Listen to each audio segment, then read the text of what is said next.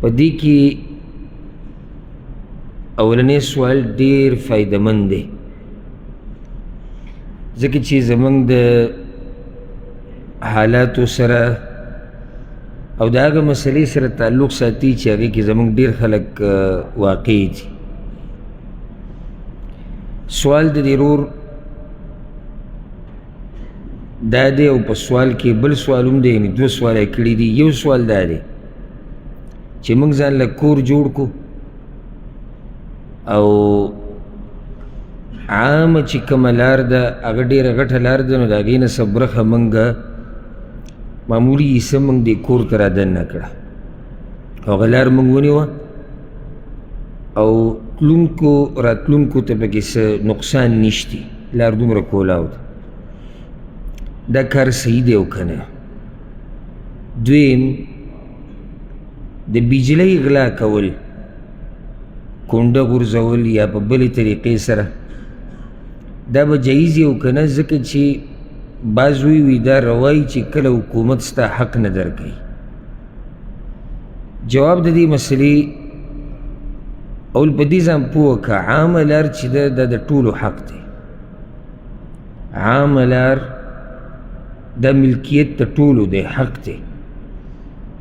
په دې باندې اعتدا کول په دې دلیل یا په دې مبرر او عذر سره چې یاره چاته خو ته اسم نقصان نه میلاویږي، لاره ډېره کولاو ده او زموږ کور به پرې لږ پراخه شي، داسې شرعي دلیل خو نه دی. دا نه د الله خبره نه، د الله د پیغمبر خبره ده. او که داسې شي یو هغه خوا کې هغه بل، بیا هغه بل، بیا هغه پورې، هغه بل، هر یو به شروع کړي. کومه چې عامه لار ده د مسلمانانو، دا د ټولو مسلمانانو حق دی. په دې کې یو انچ اعتدام نشي کولی، یو انچ. کور ځان له غټې، ځمکه ځان له واله، او چې څومره الې اله کور ځان له غټوه، خو پردی حق به پکې نه وی. او زموږ د دې پښتنو خصوصا پښتانه هم سبحان الله د دوی د دې ځمکو سره ناشنا محبت دی. د یو انچ یو فوټ دپاره پکې مرګونه هم کوي. بعض خو لا دومره کچه خبره کوي، وي ښځه به پرېږدي خو ځمکه به نه پرېږدي.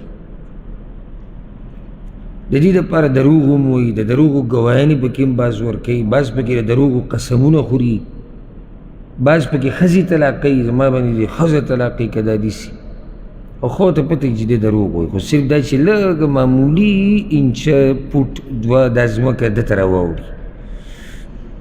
څوک چې دا پولي مولي وایي راوایي، یا جوړې را جوړې په دې کې د بل په ځمکه رو رو قبضه اچوي، رو رو قبضه اچوي، اخوا وړي دې خوا راوړي،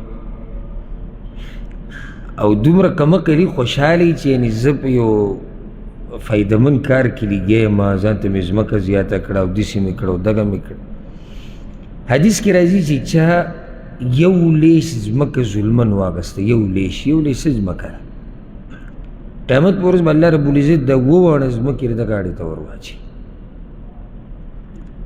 حق پردی په ځمکه کې، که هغه د حکومت حق دی، که هغه د عامو مسلمانانو حق دی، که هغه د افرادو د اشخاصو حق دی، که ګاونډي دی، ملګری دی، عام سړی دی، تر د حق نشي اخیستی. او نه د حکومت حق، حکومت حق هم نشي اخیستی. یو ځمکه د حکومت ته، دا د حکومت ته. دې دپاره دا قسمه خبرې کول چې دا خو چې د حکومت ته وي، زموږ د ټولو ده او داسې ده او دغه ده، نه. دا دویم سوال ورسره ډېر اهم دی، د بجلۍ غلا کول. دا زموږ دې طرفونو ته په ډېرو علاقو کې دا چل کوي. ډېر لږې علاقې دي چې هغو کې دا بیماري نشته او دې نه الله ساتلي، او خبرې ته ګوره حکومت زموږ حق اسیم نه ادا کوي. حکومت باندې زموږ حقونه دي، حکومت زموږ حقونه نه راکوي، موږ به ترې غلا کوو. ته ته چا ویلي؟ چا ویلي چې داسې کوه؟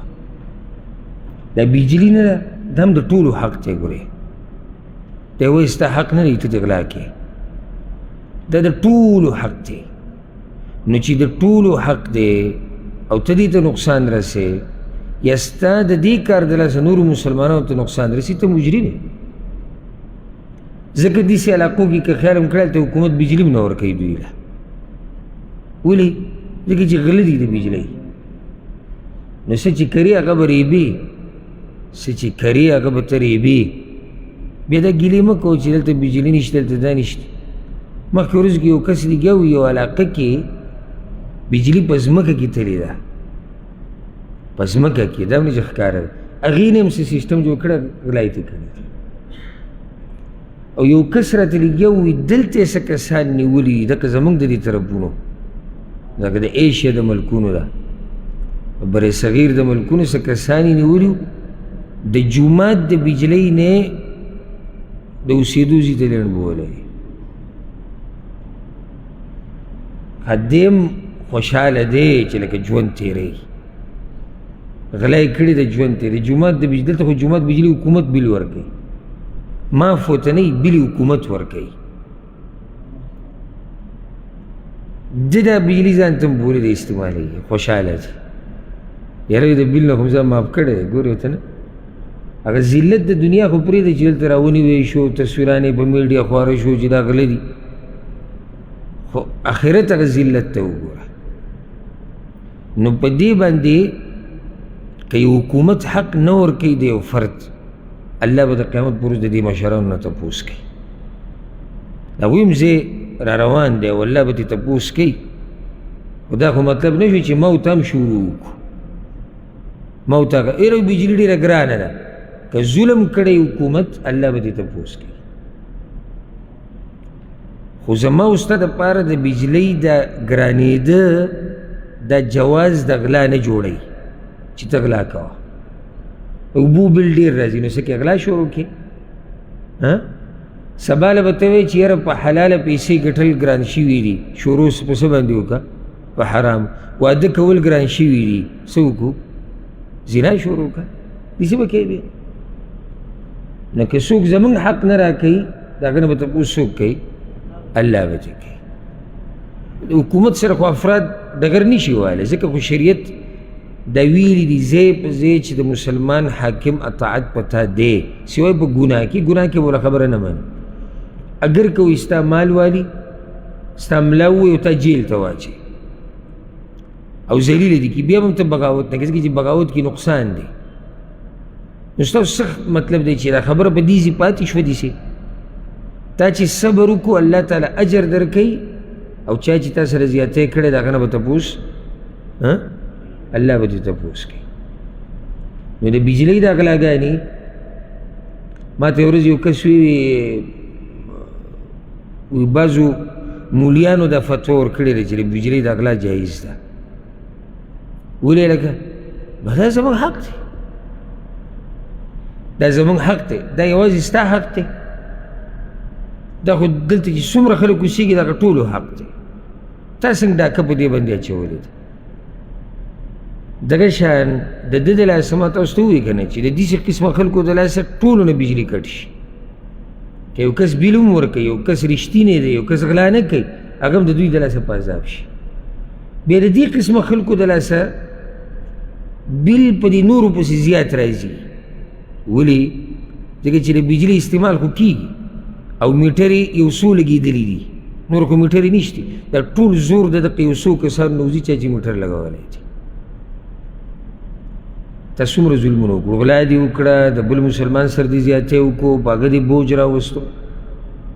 نو دا دواړه کارونه چې دې رورې تپوس کړی دی دا دواړه څه دي؟ جایز دي؟ ناروا دي. نه ته عام ځمکه نیوی شي او بیا دا وایې چې نه لاره خو ډېره پراخه ده، ګاډي پکې هم تللی شي او خلک پکې هم تللی شي. او نه ته د حکومت نه بجلي پټولی شي، نه د حکومت نه اوبه پټولی شي، نه د حکومت چې نور کم املاک دي. حکومتي املاک چې څومره دي دا حق د ټولو دی، دا د یو فرد وو حق نه دی. نو په دې ته اعتدا هغه نشي کولی. والله اعلم. دا ورور سوال کړی دی،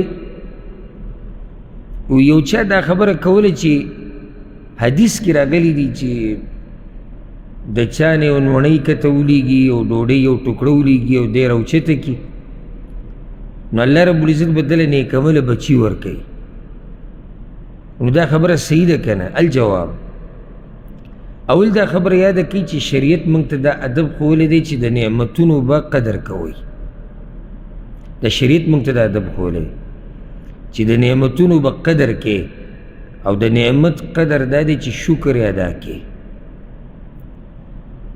او بېعزتي ونه کړي. ځای په ځای قرآن کې الله دا خبره کړې، ځای په ځای یا ایها الذین آمنوا کلوا من طیبات ما رزقناکم واشکروا لله. الله وایي څه چې دله ما درکړي دا وخورئ خو شکر ورسره ادا کړئ. فکلوا مما رزقکم الله حلالا طیبا واشکروا نعمت الله. الله چې دله کوم حلال څه درکړي دي پاک خورئ یې، خو د الله د نعمتونو شکر ادا کوئ. او شکر د نعمت صرف دغه نه دی چې ته په خوله باندې ووایې الحمدلله. شکر د نعمت ته په خوله به الحمدلله وایې، په زړه کې به دا خبره مني چې دا الله راکړه، او دا نعمت به د الله په نافرمانی کې نه استعمالې. دغه شان دا ډوډۍ به داسې ځي ته نه غورځوې چې هلته بېعزتي کېږي. رزق هسې به یې نه ولي، اسراف به پکې نه کوي. دا ټول د نعمتونو په شکر کې دننه راځي. اول خو دا خبره یاده کړئ. دویمه دا خبره یاده کوي چې په ځمکه باندې خوراک ولیږي د دې راوچتول دا ادب دی چې موږ ته شریعت ښوولی دی. او حدیث کې دا راځي، جابر رضی الله عنه روایت دی، رسول صلی الله علیه وسلم وایي، امام مسلم راوړی دی، ان الشیطان یحضر احدکم عند کل شیء من شأنه. تاسو چې څه کارون کوئ شیطان ورته حاضرېږي، تر دې چې کله تاسو خوراک کوئ نو هم شیطان حاضرېږي. فاذا سقطت من احدکم اللقمه، که تاسو کې د چا نه یو نوڼۍ کته ولیږي، یو پوټی دې کته ولیږي، څه شی کته ولیدو د رزق، فلیومط ما کان بها من اذن، نو په هغې له پاسه کې څه خزله ګندګي څه لګېدلي هغه ترې صفا کړي، ثم لیأکلها، بیا دې وخوري او شیطان ته یې نه پرېږدي.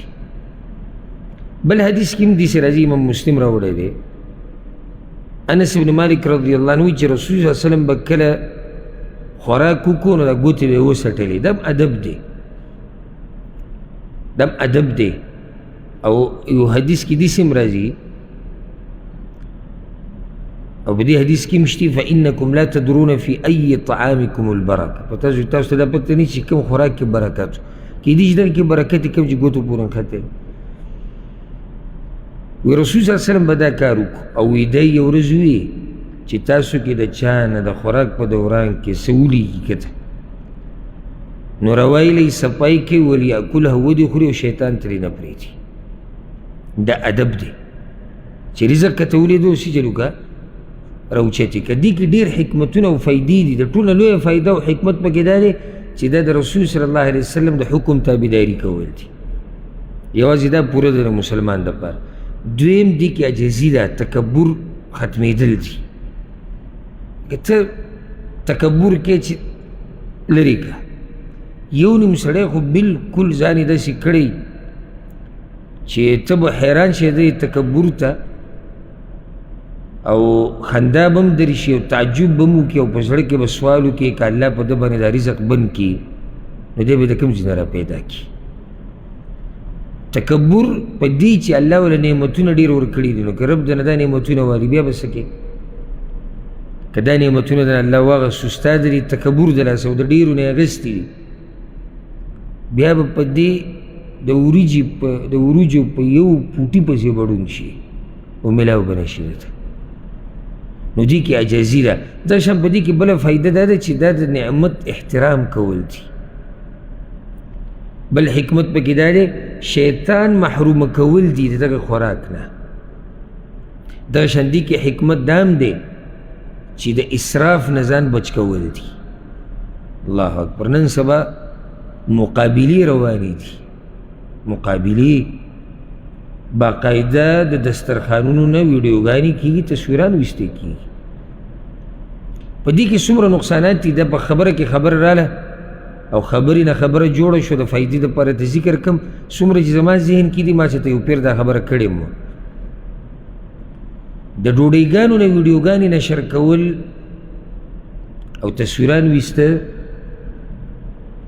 دا د دیندار مسلمان شان نه دی ولې یو سړی به ما ته وایي چې ولې ته موږ د دې نه منع کوې دې کې څه نقصان دی نقصانات واوره اول خو دا یو قسم تکبر دی خلکو ته خو وګوره زموږ دسترخوانونه وګوره زموږ ټیبل وګوره زموږ ډوډۍ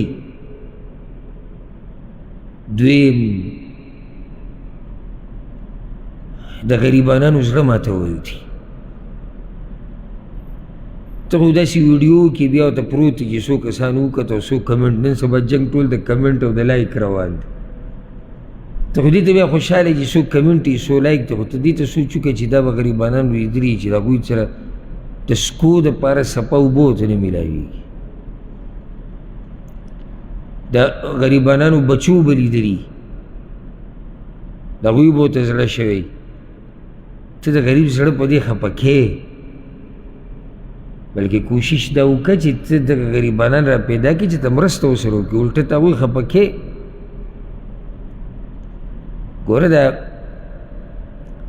عجزه سړی چې د الله په مخ کې چې عجزه یې که نه دې مخلوق ته چېرته دا نه راښکاره کوي چې زه غټ سړی یم قسم مالداره به سم غټ شخصیت به غټ عالم به په امت کې به غټ قدري بل څه مقام ول الله ورکړي که هر قسم مقام دی به د غریب سره کینی پاسي د هغه سره په ځمکه ډوډۍ خوري د هغه سره ګپ شپ د هغه سره ګرځېده د سره ده ته دا محسوسوي نه چې زه څوک یم او دا یو سړیتوب دی دا سړیتوب موږ ته شریعت هم ښوولی دی او دا د حق هر د عقل خاوند دپاره دا سړیتوب دی دا غټې غټې وي دا د کم عقل سړي کار دی ښه دا د کم سړي کم عقل یو نیم سړي سره چې مجلس کې کښېني شروع کړه زمونږ کاروبار او سامان موږ راوړو د هغه ملک نه او بیا دې خوا راواړو بیا په دې خوا ستا لکه ستا په تجارت باندې زمونږ سره شوی منه ها زه راغې خبره وکړه که بحث جوړ شو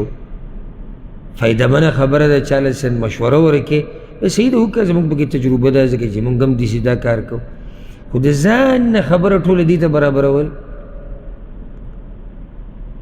لکه زه د یو کس سره ناست وم یو پیر نو هغه سره ډېر مجلس کې ډېر خلک وو دا یو پکې ده سره به چې ته لینډ کروزر جیپ په و نو په دغه مجلس کې که نه یې د یو اته نهه پیرې د دې جیپ ذکر کړی چا به هم څه خبر که تا به هر قسمه خبره وکړه خو ده به د لینډ کروزر ته راته واله نو ما چې ځان سره ووایم دا نادیده دی که څه غریب ده چې ته دا ګاډی نه دی لیدلی او پښتانه وایي نادیده چې په دیده شي رڼا ورځ پې توره شپه شي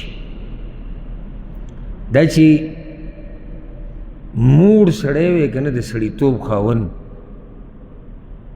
نو څه ضرورت دی تا نه چا په دې بیټک کې تپوس کړی دی چې تا سره لینډ کروزر دی او که تا سره سوزکی دی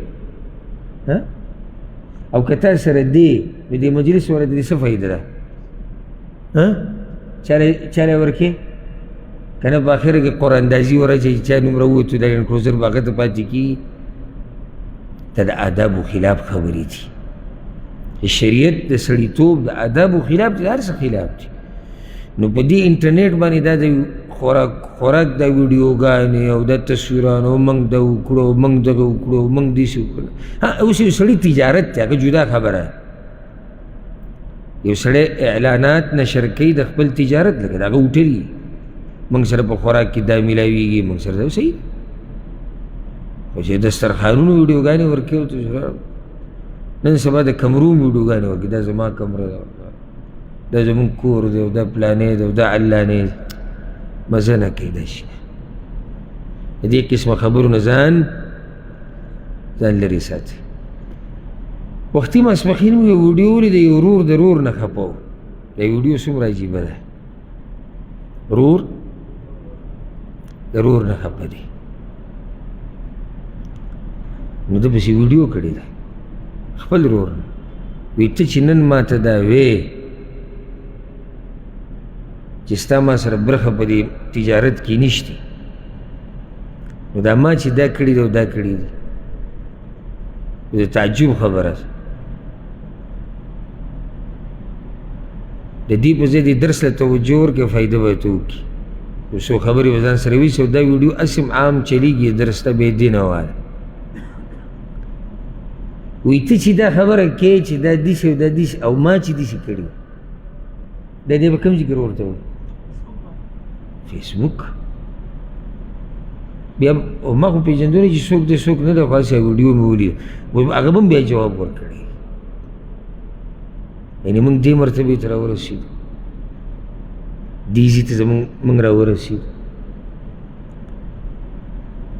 نو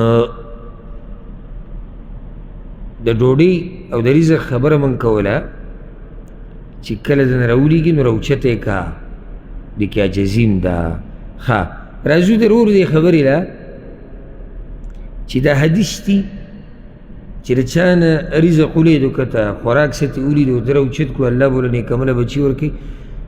امام سخاوي رحمه الله یو کتاب دی المقاصد الحسنه هغه به کې یو څو روایتونه را جمع کړي دي چې هغه منګړت دي. اکثر چې د دې په باره کې کوم روایت ذکر کېږي که نه ده چې ډوډۍ وغورځي او راوچته یې کړي هغه منګړت روایت دي. دې باره کې صحیح حدیثونه دقه علما چې ته ذکر کړو چې رسول صلی وسلم وایي داسې کوئ. چا دا څوک دا حدیث بیانوي ګوره وایي د چا نه چې خوراک ولیږي او ده راوچت کړو الله به د غریبۍ نه بچ کړي الله به د برګي بیمارۍ نه بچ کړي او بچي به ول الله هوښیاران ورکړي. دا منګړت روایت دی. بعض دا روایت داسې بیانوي وایي دله به الله پراخه رزق ورکړي او د ده بچي به هوښیاراني او د ده د بچو بچي به هوښیاراني د دې هم نه څه رشته نیغ پېښ دي. چا دا ویلي دي وایي روایت کې داسې راځي چې اکرمو الخبز د خوراک عزت کوئ فإنه من برکات السماء والارض د ځمکې او د اسمان برکت دی. او وی د چا نه چې څه شی ولیدو ده راواغستو او ویې خوړو غفر له الله به یې وبخي.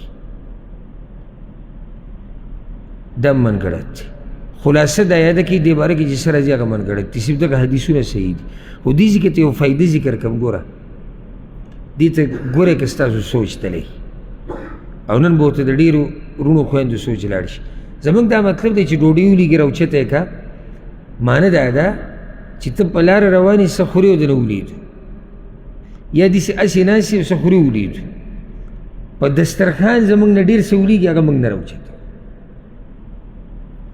اوس دا ماته پته نه شي چې د دسترخوان باندې راولیده څه شی دا پکې مستثنا یو که څنګه لکه یو سړی دی څه شی خوري که هغه هر شی دی په دسترخوان کې ولید دا په دغه دسترخوان پاتې شي که نه او که د ده نه دا په ځمکه ولیږي بې رالي دې ته چې تاسو سوچ کړی نه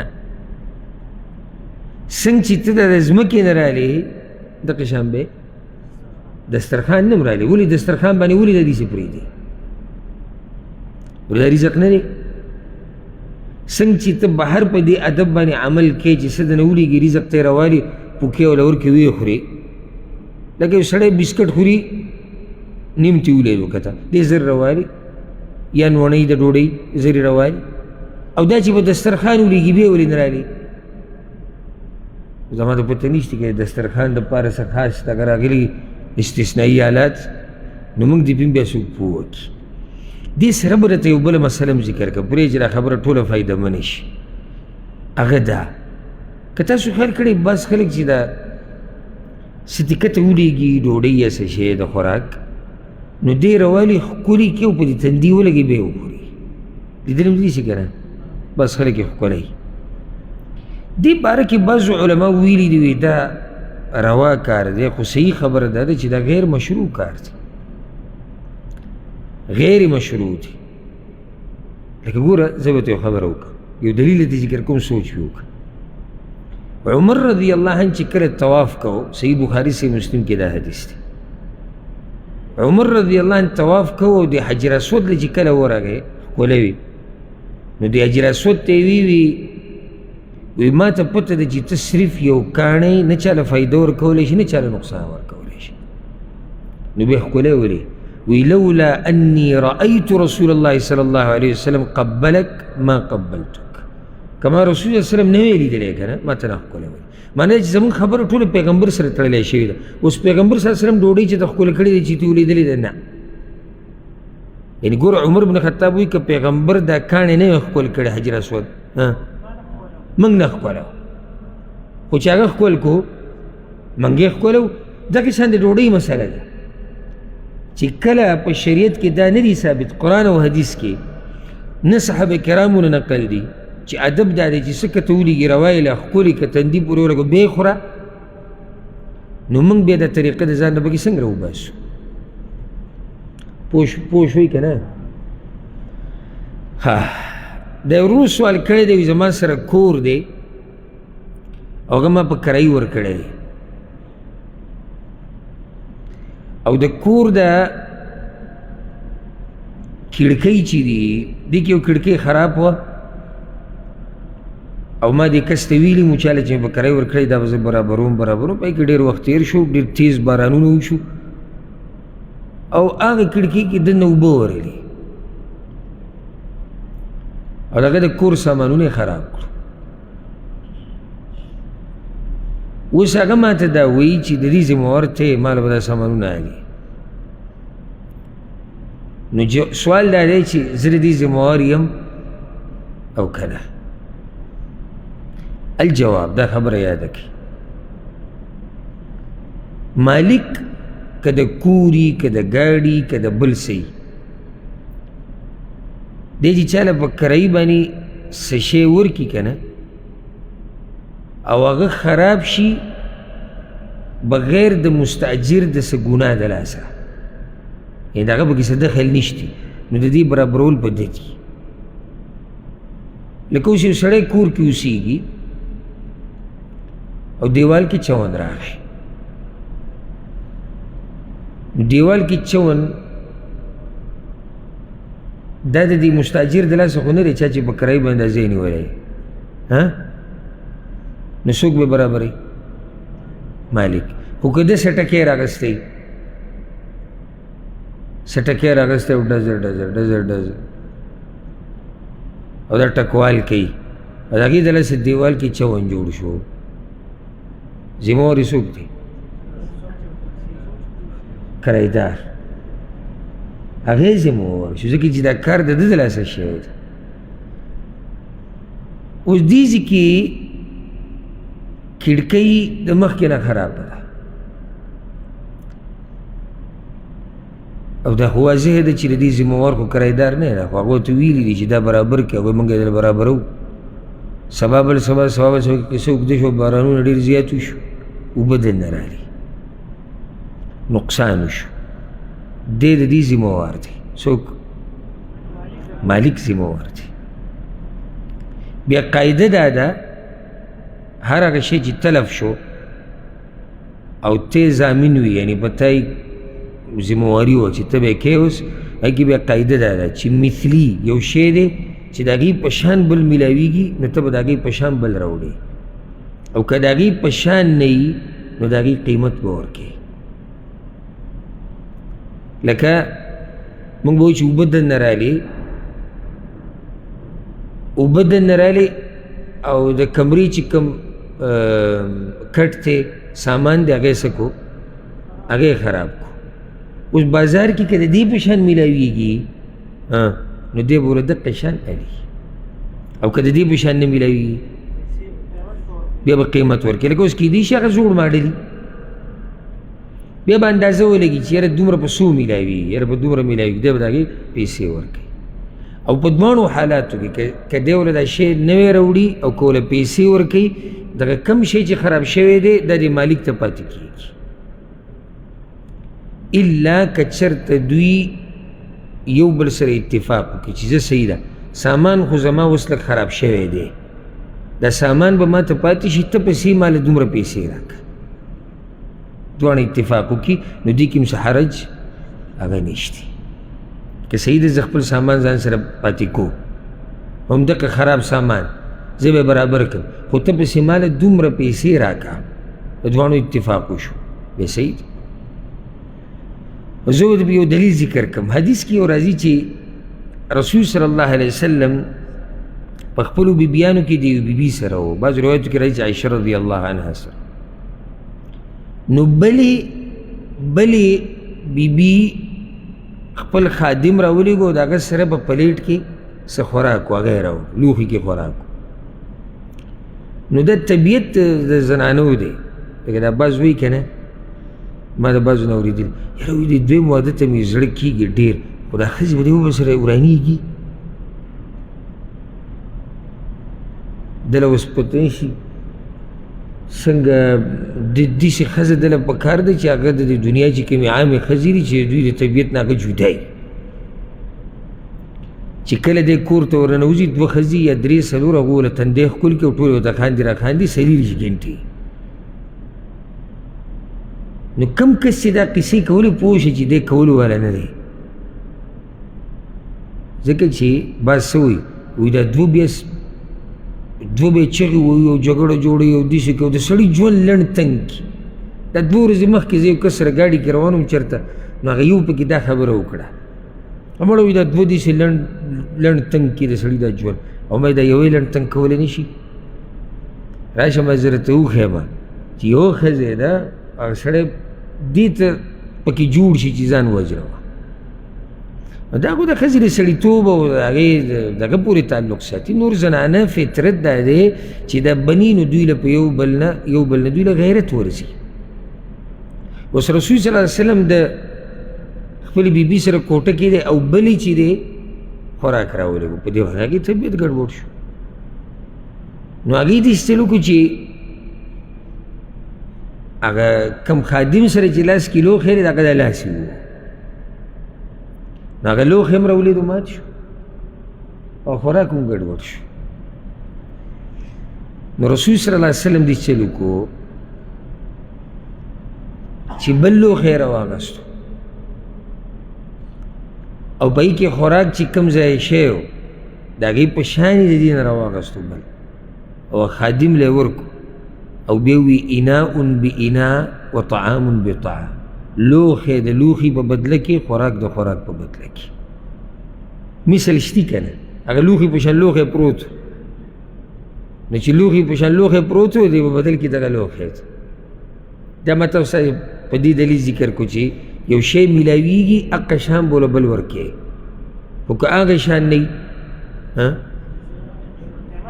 بیا به قیمت ورکې. والله اعلم. د یو روز سوال کړی دی، ډېر مزیدار سوال دی. وایي موږ یو کمپنۍ کې کار کوو او هغې کې ډېر خلک کار کوي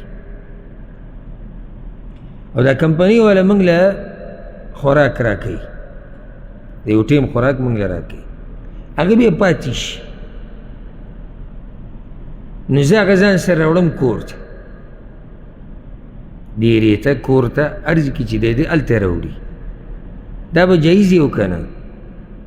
ګوره دا خبره یاده کوي. قاعده د شریعت ته حدیث کې راغلی امام احمد راوړی چې لا یحل مال امرئ مسلم الا بطیب نفس من، د یو مسلمان مال د بل دپاره نه دی روا مګر دا چې هغه پرې راځي. دا خوراک د کور نه راوړه، زمونږ ګوره ډېرو خبرو ته سوچ نه ځي، ګوره موږ ته چې وړه غونته کې ښکاري. دا خوراک چې ته کور ته راوړې انډیوالانو له یا ملګرو له، دا د ده خوراک دی چې دی راوړي، دا د ده دی د ټول، دا د چا دی؟ دا د کمپنۍ دی. اصل کې دا ملکیت ته چا دی؟ د کمپنۍ دی که نه؟ دا ویسا دا اجازت به څوک ورکوي؟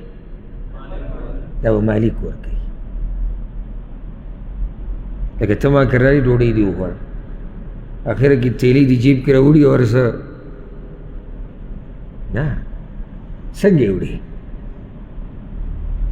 تا ته اجازت میلاو شوی. ګوره تاسو په یو خبره باندې پوه کړم، یو د تملیک، یو د اباحت. اباحت څه ته وایي؟ چې تا ته اجازت میلاو شي چې د دې خوراک نه خوراک کولی شي او تملیک دې ته وایي چې ستا ملکیت ته یو شی راواوړي ټیک چا که راوللی خوراک دې کو دې ته اباحت وي هغه ته اجازت در کړی الشیخ العلامه ابن عثیمین رحمه الله د هغه چې کومه د فتاوی مجموعه ده په هغې کې ما یو سوال کتلی او سوال د شیخ نه دا شی و وی کله داسې وشي چې سړی سفر کوي په جاز کې او دا خوراک پاتې شي ډېر داسې مسافر چې هغوی دغه خوراک نه خوري نو دا سړی ځان سره راوړی شي که نه نو هغه جواب دا ورکو وی زما رای دا ده چې دغه واپس مه راوړه بیا ورته شیخ دغه خبره کړې ده چې دوی صرف تاله اجازت د خوراک در کړی دی ستا په ملکیت کې دا هر څه نه دي در کړي چې دا هر څه ستا شو نه او که تاله یې در کړی هم دی ستا هغه خوراک دی فقط دا وایه وروره ها دا ستا دی خو چې ته بیا په کمپنۍ کې چې ډوډۍ نه بعد چې څه پاتې شي هغه ټول رالي دې ټولو خو تا ته اجازت نه میلاو شوی نو اصل دا دی اوس راځو دې نه که چېرته کمپنۍ ته یا د کمپنۍ یو کس ته د دې پته وي چې د هغه په لاس کې دا اختیارات دي چې دا دی وړي یا بلې وړي بلې وړي او هغو پې څه نه وایي نو بیا یې راوړه جایز دي دویم که ده ته یقیني دا پته وي یقیني ورته دا پته وي چې دا دوی غزاري رالي ډرام ته غزاري نو بیا هم دی دا راوړی شي خو د دې دوو حالاتو نه علاوه کور ته داسې شی نشي راوړی او زه نصیحت خاص نصیحت کوم مسافر وروڼو ته ډوډۍ خو لا پرېږده بعض پکې چې څه شی مخې له ورشي دا د کمپنۍ دی پیچکس او سټک او مشینان او یو شی کمپنۍ کې پروت و چې پروتي بیا یې راغله هر شی چې پروت یې راغلی دا خو ملکیت دی د چا ګوره که دومره د ګوتې د سر هم رسه شي که نه نو دا د چا دی چې دې کې کله اجازت تا ته نه میلاو شوی ته دا ځان له نشي راوړی او بیا دلته دا غټې غټې بیلټیانې برابرېږي او څه کوي داسې ځکه چې یو ځای کې کار هغه ځای نه سامان راوړه بل ځای کې کار هغه ځای نه سامان داسې پکې شتي که نه نشته پکې داسې کسان د الله نه دې ویرېږي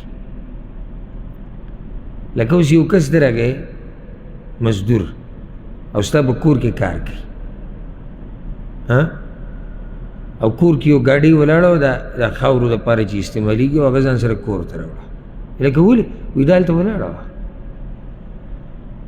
تا ولې اجازت ورکړې چې ګاډۍ ځان سره ویسه نو ته بیا د بل د هغې نه څنګه راوړې یاره وایي غټه کمپنۍ ده بعضو پکې دا ویلي د مالدار نه غلا کول څه شو جایز دی خو د غریب نه چې کمپنۍ وړئ بیا غلا مه کوه غټه کمپنۍ ده ویلې دې پکې پته هم نه لګي بعض الله ته خو پته لګي که نه صحیح ده د کمپنۍ مالک ته دا یقیني خبره چې دومره غټه کمپنۍ ده او په زرګاو کسانو سره کار کوي په دې کې هغه ته پته نه لګي خو د دې کمپنۍ د مالک چې کوم مالک دی او ستا چې کوم مالک دی هغه ته پته نه لګي تقوا زهد د الله نه یره د شیخ ابن عثیمین رحمه الله بارک کې راځي یو عالم سیرت ته هغوی لیکلی وایي ما د سره یو پروګرام کو علمي پروګرام و د سوالاتو جوابات او نور داسې ښه رسمي پروګرام و چې هغه په ټي وي هم نشر کېدو په ریډو نو که خیال هم کړی دا څوک چې د عالم سره ناستې پروګرامونو کې تپوسونه کوي څه سره قلم یې لیکل کوي څه کومه خبره کول غواړي کومه نه کوم سوال لاګل نو د هغه قلم کار پرېښو نو دې شیخ ته یې وویل که ستاسو اجازت یې دا قلم راکړې نو هغه قلم ورکړو هغه لا لیکل شروع کړي نو قلم راکړه بیا یې ترې واخیست نو هغه وایي ما ډېر تعجب وکړو چې قلم دومره غټ شی خو نه دی چې یو پیر دې راکړي بیا ما ته وایي چې خفه نه شي دا قلم زه په یونیورسټۍ کې جامعه کې استاد ما له هلته راکړی زه په دې باندې صرف د جامعې کار کوم بهر پسې کار نه کوم د قیامت په ورځ کې رانه الله تپوس وکړي حالانکه دا قلم چې هغوی شیخ له ورکړی دی نو هغوی پکې دا قید نه دی لګولی چې ته به صرف د جامعې کار کوې خو دا د هغه تقوا ده که دا استعمال کړی وي په دې کې ګناه نه وه په دې کې ګناه نه وه ځکه چې قلم هغوی ورکوي ته پته چې دا په هر ځای کې استعمالېږي خو دا د یو مسلمان د الله نه یره ده چې زه به الله ته مخامخ ودرېږم اوس که رانه تپوس وکړي چې دا قلم خو یې صرف یو محدود کار دپاره درکړی تا به بل ځای کې ولې استعمالوه لکه څنګه چې ما نږدې ورځو کې تاسو دا مسله ذکر کړې وه چې د کمپنۍ ګاډی به وي دی به نورو ته چلونه ښایي ما دا بعض کمپنۍ ګاډی سعودیانو مال دی بعض نو د الله نه ویېرېږئ په دې باب کې او په دې باب کې ډېر احتیاط کوئ د یو ورور سوال کړی دی وایي زمونږ یو خپلوان دی چې هغه چا نظره کړی دی نو یو کس خواله ورغی نو هغه ته وایي چې تا باندې د بد نظر اثرات دي نو یو کاڼی وله ورکړو چې دا به په جیب کې ساتي او بیا څه وخت بعد وایي ته بیا راشه ځکه چې دا خو قصه داسې مختصره نه ختمېږي که نه ته به ځې راځې څه وخت بعد چې بیا وایي موږ ورغلو نو یو کاغذ یې وله ورکړو چې په هغې کې څه منترې لیکلي دي چې موږ پرې نه پوهېږو لاندې لیکلي دي چې یو دعا یې لیکلې ده په آخره کې چې الله دې حفاظت وکړه اوس موږ د دې تعویض نه ځان خلاصول غواړو یعنی د تعویض ختمول غواړو خو په څه طریقه چې موږ له نقصان رانه کړي جواب اول دا خبره یاده کړئ نظر لګېده حق دي په دې موږ په خپلو ځایونو کې ښه تفصیلي بحث کړی نظر لګېده څه دي حق دي تر دې چې حدیث کې رسول الله وسلم وایي چې زما د امت ډېر خلک به د بد نظر د لاسه مري به ځکه یو روایت کې راځي چې بد نظر د الله په اذن سره انسان قبر ته رسوي اوښ په تیلې ته رسوي بد نظر ګوره ډېر یو نقصاني شی د الله دې موږ د بد نظر نه وساتي یعنی ما په خپله داسې مریضانو مبارکې سمې لیدلي سمې اورېدلي ښه د ثقه خلکو نه چې د بد نظر د لاسه بیمار شوی دی د الله په اذن هر څه چې کېږي د الله په اذن سره کېږي بیمار شوی دی بیمار شوی خلک ډاکټرانو له بوله هغوی په ده باندې کینسر بیماري ده اخره کې مړه شوی الله دې موږ د بد نظر نه او د جادو او د کوډو نه او د پیریانو او د انسانانو د شرور نه وساتي بیا دا جیب کې کاڼي ایښوده او تعویضونه دا ناروا دي او حدیث کې داسې راځي امام احمد راوړی عقبه بن عامر رضی الله عنه وایي زه په رسول الله وسلم په څه کسان راغلي لس کسانو بیعت یې کو د رسول الله سره به بیعت کو چا چې به اسلام قبول کړه هغه بیعت وکړو نو نهو بیعت وکړو د یو سره یې ونه کړو صحابه کرام وایي یا رسول الله بایعت 9 وترکت هذا نهو سره دې بیعت وکړو دا یو دې پرېښو رسول الله سلم ورته ان علیه تمیمه د په غاړه تعویض دی نو هغه د لاس داسې وردن نه کړو غاړې ته هغه تعویض یې پرېږدو ویشلو فبایعه نو رسول صلی الله سره بیعت وکړو بیا ووایي من علق تمیمة فقد اشرک چا چې تعویض په غاړه کړو د شرک وکړو بل حدیث کې داسې راځي چا تعویض په غاړه کړو الله دې د ده مراد نه پوره کوي او د ده مراد وی نه پوره کېږي یو حدیث کې داسې راځي ومن تعلق ودعا چا چې ودعه زوړنده کړه ودعه څه ته وایي دا یو کاڼی به یې د دریاب نه راواغېستو او هغه به یې دې غاړې ته اچولی وي چې د بد نظر نه به بچ شو دلته اوس فایده یاده کوي بله که تعویض کې صرف قرآني آیاتي او دعاګانې پکې نو دا حرام دی تحقیقي قول مطابق دا حرام دی او که منترې پکې پیریانو ته پکې رامدد شي، مړو ته چغې، غیر الله ته چغې، نو بیا خو شرک ته والعیاذ بالله، بیا خو د کفر درجې ته رسي.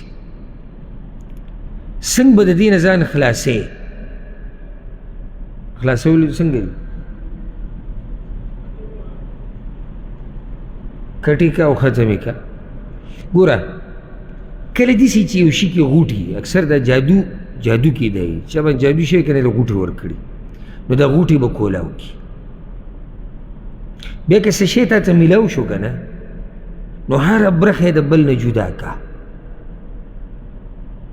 بیا که سیزې او که ګزارې چې که چېرته په دې څه جادو کړی، نو چې د جادو هغه اثرات څه شي، هغه ختم شي. حدیث کې راځي د زید بن ارقم رضی الله عنه روایت دی، او امام نسائی راوړی دی چې یو یهودی کس به د رسول صلی الله علیه وسلم خواله راتو. دغه کس خبیث په رسول صلی الله علیه وسلم باندې جادو کړی و. رسول صلی الله علیه وسلم باندې خو جادو شوی و که نه مدینه کې، لبید ابن الاعصم. خو هغه داسې جادو نه و څنګه چې په عامو خلکو کېږي. روایت کې راځي چې صرف د رسول صلی الله علیه وسلم په خیالاتو یې اثر کړی، نور اثر خو په هغه نه شي کولی، ځکه چې هغه پیغمبر د دین بیانوي. نو یو کار به یې کړی و، یېر به ته وي چې دا ما کړی دی، یا به یې نه و کړي، یېر به ته وي، نو داسې به ورته ښکارېده چې دا یې کړی، به دغه اثر یې پرې کړی. او دا الله غوښته حکمت پکې دا چې امت دا مسله یې زده کړي. په رسول صلی الله علیه وسلم باندې تکلیف ډېرېدو او یو څو ورځې پې دا تکلیف. یو حدیث کې داسې راځي عایشه رضی الله عنها وایي چې 6 میاشتې تقریبا په رسول صلی الله علیه وسلم باندې تکلیف و، 6 میاشتې. بیا هغه 2 ملایک راغلي، 2 فرشتې راغلي، یو یې د سر خوا کې کېناست، بل د خپو خوا کې. اگر قصه موږ نورو ځایونو کې ذکر کړې، نو هغوی هغه ځای وښو چې دا جادو د پلانی انصاري یو صحابیت کو چې د هغه په باغ کې یو کوی د پای کې پروت دی. نو جبریل علیه السلام راغی، هغه د معوذتین رسول صلی الله علیه وسلم ته وښو، دا قل اعوذ برب الفلق، قل اعوذ برب الناس، دا په ځان ډېر وایه. او بیا ورته وایي چې یهودي په تا سحر کړی د پلاني کوی کې پروت دی. نو علي رضی الله عنه ولیکو. علي رضی الله عنه وایي چې زه کله لاړم د کوی د اوبه وي تکې زیړې شوي وي، د هغې نه دغه جادو راواغېستو چې هغې کې غوټې وي، غوټې ورکړې وي. دا د جادوګران غوټه ورکوي، بیا به کې چوف کوي، غوټه ورکوي چوف کوي. نو رسول صلی الله علیه وسلم ورته امر وکړو چې یوه غوټه ترې کولاوهه او آیت پرې وایه، یوه غوټه کولاوه او آیت پرې وایه، یوه غوټه کولاوه او آیت پرې وایه. او چې څنګه به هغه غوټه کولاواله د رسول صلی الله علیه وسلم دا جسم سپکېدو. غوټه کولاویږي جسم برابري، غوټه کولاویږي جسم سپکېږي، تر دې چې الله ورته روغ صحت ورکړو. مقصد د خبرې دا شو چې کله درته پته ولګېده چې جادو شوی د پلاني ځای کې پروت دی، روایله ښه پوره یې کولاو کړه چې هغه جادو بېکاره شي. که تعویض دی کولاوي که، کاغذ وشله او راوشله، که سیزي که ګزارې که سجي کې خخې هر څه چې ورسره کړي. او یو خبره ته دا ذکر کوم، نه یېرېږي به څه خبرې نه چې څه چل به راسره وکړي. او که دا یېره دې زړه کې وه، بیا موحد پوره نه یې. لکه اوس ته یو سړي له قینچي ورکړي چې یاره دنه تعویض پرې کوه هغه، او شونډې وچي او دغه، او دیم بار په توحید باندې تقریر کوي، تعویض هېڅ نشي کولی، تعویض داسې او تعویض داسې. نو ته ولې لا سره پوهېږي؟ ته خو تعویض څه نشي کولی. په خپل رب مضبوط یقین ساتي، په خپل رب مضبوط ایمان ساتي. ها خو دومره په کار دی چې ښه پوره طریقې سره حل کړی شي. ولې؟ چې څه اثرات کې چې کوډې منترې جادو صحیح کړي چې هغه بلکل څه شي، ختم شي. د اخرنی سوال به والو دی ورو سوال کړی دی چې کله یو زنانه له طلاق ورکړی شي او دا په عدت کې ده، نو خاوند به په څومره اندازه کې په دې خرچه کوي، څومره خرچه لازم ده.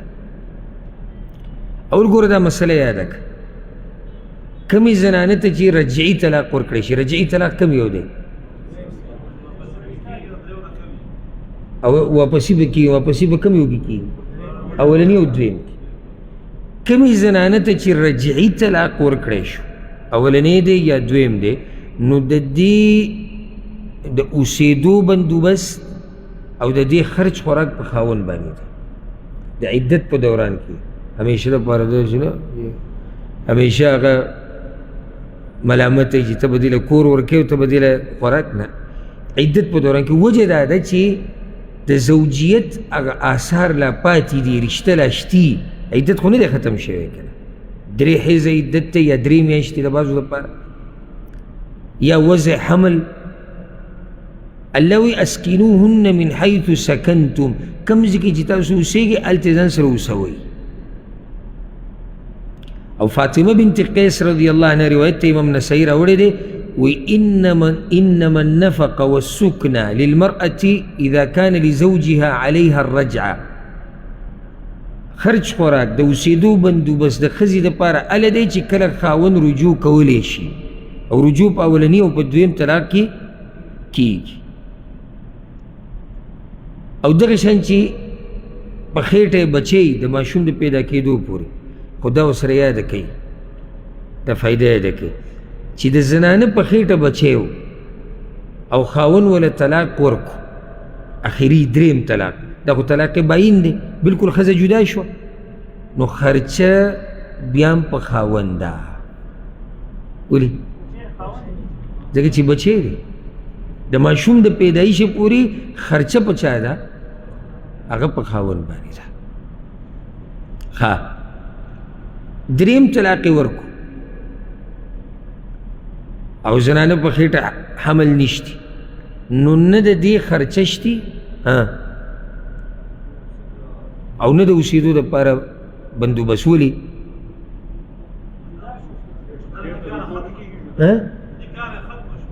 واپس کېدی خو نه شي که او که دوی اوسېږي یو بل سره نو لا دا یره شتي چې کېدی شي دوی په یو ناروا کار کې واقع شي ذکر دې دپاره دا نشته او حدیث کې راځي امام مسلم راوړی دی دغه حدیث د فاطمه بنت قیس دی لیس لک علیه نفقه یو روایت کې داسې راځي لا نفقة لک ولا سکنه هغه دریم طلاق و نو رسول الله سلم ورته ویي ستا دپاره نه خرچه شتي په خاوند او نه د اوسېدو بندوبست دی یو روایت کې داسې راځي امام ابو داود راوړی دی الا ان تکوني حامله مګر دا که په خېټه دې بچی نو بیا خرچه په هغه باندې ده پوه شوي په دې اوس که نه نو که تاسو په دې مسله ما پوه کوئ نو څنګه جواب به کوئ مختصر اوږده قصه نه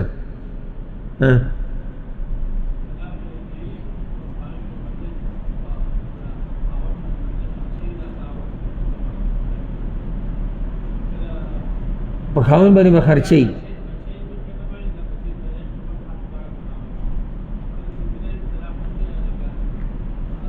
نه ګوره دا موږ په 2 نقطو کې مختصر کولی شو بیا هم دا جواب اوږد دی چې ګوره ښځې ته چې طلاق ورکړی شي نو د دې خرچه او د دې دپاره د ستوګنې د اوسېدو ځای د هغې بندوبست دا د خاوند په ذمه دی د عدت په دوران کې عامه مسله داسې ذکر کړي تا عامه مسله شو الا که دا دریم طلاقي نو د هغې نه بعد خرچه د اوسېدو بندوبست دا د خاوند په ذمه نه ده او که چېرته د زنانه په خېټه بچی نو د بچي د پیدایشه پورې دریم طلاق نه بعد هم خرچه صرف خرچه هغه په چا ده هغه په خاوند دې روز سوال کړی دی چې لکه څومره خرچه شریعت دې دپاره حد نه دی ایښودی د خاوند حالاتو ته به کتی کېږي که غریب دی گزاره حال د خپل مطابق لکه څنګه چې ورسره دا په نکاح کې صحیح و په هغه کې چې به ده خرچه و که مالداره دی پراخه خرچه دي کې او قرآن کې الله وایي اسکینوهن من حیث سکنتم من وجدکم خپل اندازې او د طاقت مطابق چې تاسو کوم ځای کې اوسېږئ ځان سره اوسوئ کوم ځای کې چې اوسېږئ نو که دا سړی جونګړه کې اوسېږي ښځه هم په جونګړه کې اوسېږي که دی به بنګله کې دا ورسره هم بنګله کې نو د خاوند د حالاتو مطابق به فیصله کېږي باقي سوالات به روان نشسته پرېږدو الله رب العزت ته موږ پوه کی په قرآن او په حدیث باندې. هذا والله اعلم وصلى الله وسلم على نبينا محمد.